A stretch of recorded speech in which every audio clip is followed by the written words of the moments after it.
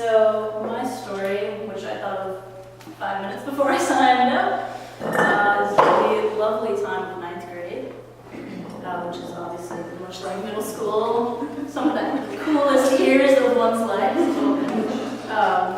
So when I was in ninth grade, I was not a good year for me. I was like a mean nerd. I was like,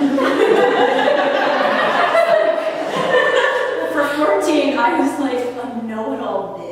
Like, very passive-aggressive, just like I don't have that many friends, and my mom dresses me, but I still am much better than her.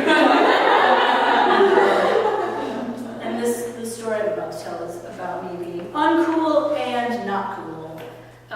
So at the age of 13, I come from two parents who are very heavily, they're both music and drama teachers. So my childhood was in the theater. And at 13, I, like all young girls must, discovered Romeo and Juliet and declared myself the ultimate authority on that play. Which,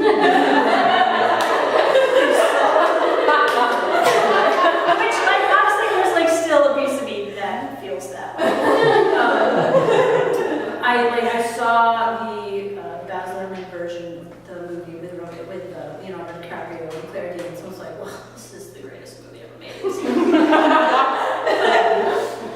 So then I got into ninth grade and found out that we were going to be reading the play in class, and I was like, oh, well, I'm already a scholar. So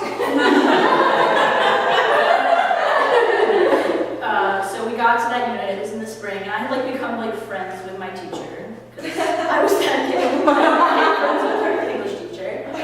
And I was ready for this unit. And at some point in the process, because we were going to read it out loud in class and assign parts class to class, so it was fair.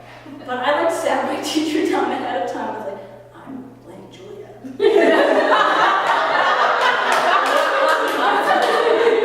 And a very scary, you're gonna wake up with a horse head.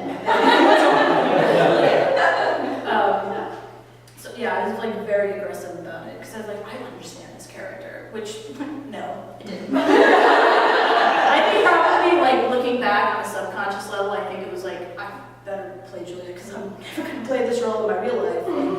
Nurse through and through, if not Friar Lawrence. So we started reading it, and nobody knew what they were about to experience and dealing with me for that month and a half. And the first day, people were reading it, very, very smart people who went off to Yale and Harvard, who I was you can't even fucking read Shakespeare. This one guy, he was reading the prologue or something and said the House of Montague, and I was it's pronounced Montague. Under my breath, but he heard me, and everyone was oh my god, you're the worst! It's a nightmare for all of us. Which I did. They were happy when I was absent on certain so that another girl could read Juliet, who actually was a young wide-eyed.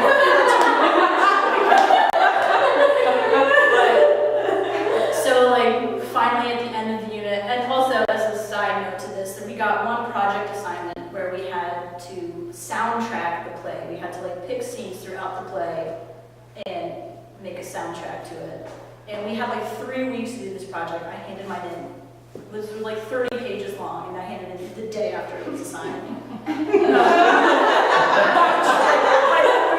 Chorus.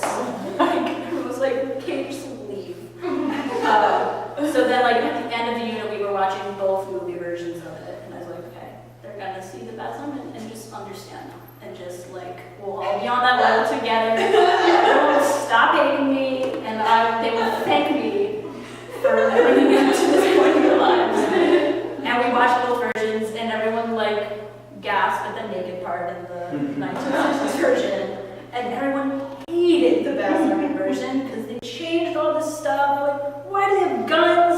Why are they wearing Hawaiian shirts? I was so resentful of all of this.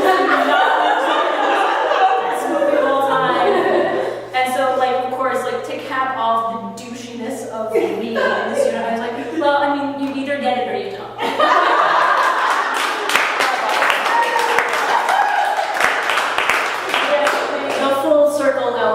that story is my senior year of college at Geneseo, I finally directed a production of it, so I think I got it out of my system.